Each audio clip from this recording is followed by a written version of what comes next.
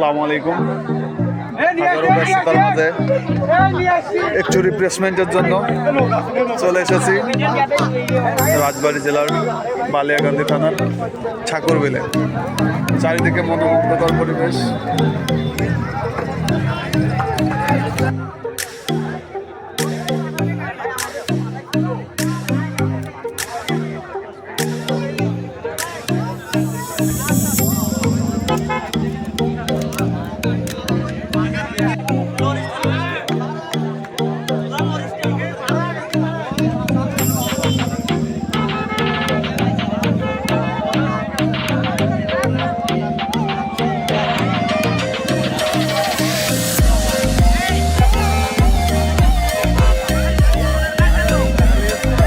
একটা নৌকা হায়ার করলাম।